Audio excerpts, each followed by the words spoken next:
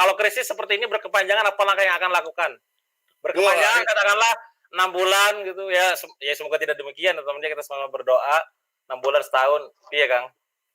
kalau saya bahkan bukan mau meramal ya, kalau saya bahkan sudah menyiapkan strategi sampai Desember. Oke. Sampai Jadi Desember. siapkan strategi untuk Desember. Nah, strateginya naon, Kang? Ya. Strategi yang pertama adalah di lini di mumpung sekarang belum terlalu parah. Ya sebenarnya sekarang juga udah mulai menuju ke parah menurut saya pribadi ya. Tapi Iya, belum iya. parah banget gitu.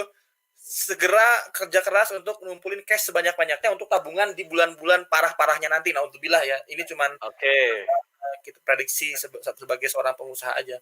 Jadi sekarang cash diperbanyak, apapun yang ada dijual sampai dapat cash nih. Nah, habis itu Mhm. tabungkan untuk masa depan nanti nih. Nah, nanti karena setelah itu kita juga lihat. Saya kalau mulai besok nih misalnya bulan besok masih tambah parah terjadi, beneran saya mau mulai motong gaji karyawan. Karena mereka juga udah Mhm. di rumah kan, motong gaji karyawan juga dengan adil. Sudah nanya juga sama mereka kalau kondisi omsetnya menurun, kalau Mhm. kondisi ini bla bla bla bla, maka pilihan lainnya adalah gaji dipotong sekian persen. Setuju nggak? Oh, ternyata setuju. Oke, itu Mhm. langkah keduanya. Langkah ketiganya, diminimalisir. Kalau masih makin parah, omset kita makin turun, dikurangin yang nggak karyawan yang kayaknya kita mohon maaf nih kita kayaknya di rumah dulu deh nanti kalau kamu dapat kerjaan lagi bagus kalau enggak ya nanti kita ketemu lagi di saat udah normal gitu pilihan saya plus nanti saya mulai mencoba ngeluarin produk yang benar-benar bukan produk anggaplah yang bukan produk saya banget apalah yang saya rela lah yang Heeh. penting ngasih makan teman-teman karyawan tetap makan gitu sih paling udah disiapin produknya ini udah disiapin. Iya gitu ya. Setuju, setuju, setuju. Tambahan dari saya paling sama ya. Pada akhirnya kondisi krisis kayak begini membuat kita akhirnya harus berpikir keras tentang yang namanya cash flow gitu. Cash flow Ya, tentang seberapa banyak uang masuk sama seberapa banyak orang keluar. Tadi Kang ya, Fahmi udah mikir gimana caranya kita ngegenjot cost, kita neken cost dengan cara tadi ya kita ibaratnya mah ngobrol sama karyawan gitu kan. Terus ya, juga apapun yang bisa kita cut segala macamnya. Nah, di sisi yang lain ini dari saya tambahannya mungkin gimana caranya income terus naik. Nah, income naik itu biasanya bukan karena semata-mata income datang sendiri, tapi biasanya karena kapasitas berpikir kita dan skill kita naik. Nah, maka ya, kalau saran saya di masa kayak sekarang, Anda tuh targetin gitu. Ramadan besok kita targetkan berapa hafalan nambah, berapa ibadah dan segala macam, tapi skill apa yang ingin Anda tingkatkan? Kang, tapi saya nggak ngerti. Sama gue juga. Emang gue dulu ngerti Facebook, kagak ngerti. Emang dulu saya ngerti copywriting, nggak paham. Tapi gue sadar di situ harus berubah, ya. Ini adalah ya, sebuah keterlambatan. Saya sering bilang, berubah di saat kita harus berubah adalah sebuah keterlambatan. Dan sekarang adalah keterlambatan, karena kita harus iya. berubah. Jadi ada yang nanya, Kang, kalau emas sekarang kan lagi naik, gimana investasi sekarang? Telat Tepat. lu. Ya, lu harusnya ngelakuin itu dari kapan-kapan hari gitu, ya. Iya, iya. Terus Kang, gimana dong manajemennya gini-gini? Ya, udah pada telat semua. Kan Iya. orang-orang sekarang ibaratnya kan apa namanya serba digarap gitu kan. Gue bilang bagus lah lu ngejar cash flow. Coba bayangin dulunya, bisnis harus fokus satu. Kalau sekarang kan hampir KB. Makanya sekali lagi, karena lagi krisis nih kondisinya, yang tadi katakan Fahmi bilang, apapun bisa ngasilin cash, hajar bleh, selama itu hal dan berkah gitu kan. Iya. Jadi poinnya naikin income itu dengan cara naikin kapasitas diri. Kapasitas diri nambah tinggi ketika kita punya kemampuan. Nah, kemampuan itu pada saat kita belajar. Nah, teman-teman monggo ditargetin selama 6 bulan ke depan belajar apa. Pengalaman dari saya nih, pada saat belajar gitu kan, saya pernah kondisinya tuh bukan lagi kebutuhan hidup sulit, Pak, gitu kan. Anda mungkin tahu yang ngikutin saya dari dulu ya. Minus 7,7 miliar gitu. Dari kondisi setiap bulan harus bayar utang puluhan juta sampai ratusan juta. Apa yang saya lakukan ketika itu? Ya sama lah katakan tadi gelar sajadah, doa sama Allah gitu segala macamnya, ilmu langit semua dimainkan, sama sambil nulis. Ilmu apa yang saya butuhkan nih? Oke, digital marketing, Facebook ad, copywriting, NLP gitu kan. Saya doa sama Allah, ya Allah, ilmu ini semua milik Engkau. Hamba diciptakan paling sempurna dan hamba yakin ketika Engkau mengizinkan hamba untuk memahami ilmu ini, Kau akan izinkan dan hamba bisa memahaminya gitu kan. Doa Allahumma zidni ilma, Rabbi zidni ilma, warzuqni fahama dan segala macamnya. Hmm. Belajar serius gitu loh. Nah, kondisi sekarang Kang ini mungkin sebelum kita tutup ya. Ini jadi bukan polemik ya. Ini jadi challenge juga buat teman-teman semua nih yang newbie nih terutama. Karena Hmm. semua pada bikin webinar, semua pada bikin live, semua Iya. pada bikin kelas gratis. Bagi mereka yang secara konsep diri dan konsep belajarnya gak jelas, itu bakal membuat dia bukan makin paham Pak, tapi makin pusing, bener Bingung. nggak? Ya, Iya. kalau Kang sendiri nanggapinnya gimana Kang? Ini kan banyak banget loh Kang, bener nggak? Iya. Wah, banyak. Kang sendiri kalau pas belajar itu gimana? Tips-tips belajar? Ya sama malah jadi makin bingung. Kalau Iya buat kan? saya Loh, ngapain pada ini semua malah jadi bingung. Sama aja, makanya saya tetap ada yang Jadi bikin berbayar. fokus dulu ya, Hah? produknya fokus mau belajar apa dulu gitu ya? Oh iya, soal belajar ya. Iya. Niat sih pertama niatnya dulu, itu niatnya, Hmm. dan niat yang selalu saya tanamkan kalau saya pribadi gitu ya, dan saya selalu ajarkan ke member-member kelas BOS, niat yang paling utama adalah niat yang pernah disampaikan oleh Rasulullah SAW dalam hadisnya, barang siapa yang menjemput satu ilmu maka Allah akan mudahkan jalan baginya menuju surga. Masya Jadi Allah. ini hadis riwayat At-Tirmidzi. Nah ini niat yang awalnya niatnya itu dulu, pengen Oke. surga, menjemput surga kita, bukan menjemput duit. Itu Ya, ya insya itu Allah benar lah. tuh, setuju, setuju. Sehingga duitnya bisa dipakai buat menjemput surga kita, buat sedekah, buat umroh, buat macam-macam lah. Nah, Hmm. itu baru udah itu baru yang kedua adalah Allah first dan Rasulullah,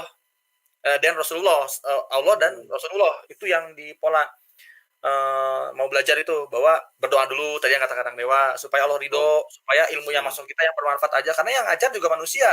Kadang-kadang Iya. salah, yang mau nyampaikannya tiba-tiba tergelincir. Kita doa ya Allah supaya terhindar dari itu manfaat. Terus lihat contoh Rasulullah kalau belajar gimana. Terus Rasulullah kalau ada yang ngajarin gimana. Oh Rasulullah, oh begitu tuh ternyata. Udah ikutin caranya mereka, caranya astagfirullah. Ngikutin caranya Rasulullah dan Hmm. ikutin petunjuknya Allah. Udah gitu cara belajarnya, baru deh. Habis itu yang lain-lainnya seperti fokus, ditulis di pola. Oh ya, Hmm. soal menulis, ditulis kan saya juga ada punya buku tulis kan. Kalau belajar tuh ditulis nih, bahkan ditulis Wah, nggak sembarangan, tulisnya pakai mind mapping ya, karena mungkin tahu ya mind oke, mapping. iya. Dan banyak orang yang sukses menggunakan mind mapping. Kalau ditulis sketcher pen pusing nanti kalau saya pribadi ya. Orang-orang Betul, besar betul. kalau pakai mind mapping jadinya gampang dicerna oleh otak kita harus ngapain di mind mapping, di gambar-gambar. Ini salah satunya Gubernur Jawa Barat kayak gitu kan, Kang Iya, RK. iya. Di luar politik saya nggak mau bahas itu, tapi beliau tuh bikin, saya lihat polanya selalu gitu, bikin mind mapping kalau mau bikin program apapun di mind mapping. Jadi masyarakat bacanya paham, beliau pun mempraktekannya paham.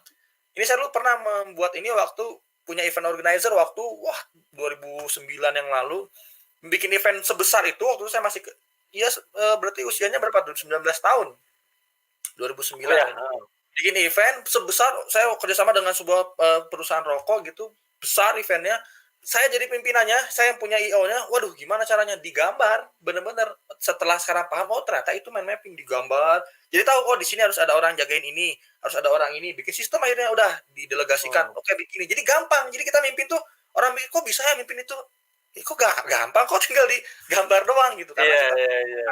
jadi mudah. Itu sih kalau dari saya Kang. Iya, ya gitu ya sama teman-teman ya. Jadi poinnya adalah kita utamakan tadi yang pertama adalah Allah dulu, kita tiru apa yang dilakukan sama Rasul dan para sahabat. Ketiga adalah cara kita sendiri yang gue banget gitu. Salah satunya Ya, adalah dengan cara buat mind mapping, planning dan segala macamnya. Oke teman-teman, mungkin itu aja ya untuk live kita malam ini. Kang Fahmi ya, mungkin ada tambahan penutupan, silakan closing statement untuk menyemangati teman-teman bisnis online yang sekarang mungkin sedang galau, terpuruk dan sejenisnya. Oh Kang. saya mengasih quote aja lah, quote yang paling Nah, sering saya monggo. bawakan. Quote-nya adalah bisnis adalah perjalanan keimanan, di mana kita tidak bisa bergantung kepada apapun dan siapapun. Kita hanya bisa bergantung kepada Allah saja dan ridho dengan semua ketetapannya. Jadi kalau Allah pengen ngambil, selama ini kita bertahun-tahun nikmat bisnis, saat ini Allah cabut nikmat itu, ya Allah ambil aja. Ridho yang penting, engkau ridho dan kita jadi penghuni surga. Itu aja, udah ya Allah. Terserah Allah. Masya Allah, iya iya, keren keren keren banget Kang. Kang nun pisan Kang ya, udah berbagi Ya, sama kita kita nih. makasih Insya juga Allah udah nanti kalau udah COVID kita kopdar lah, udah COVID nih. Insya Allah siap. COVID-nya tuh ya Allah.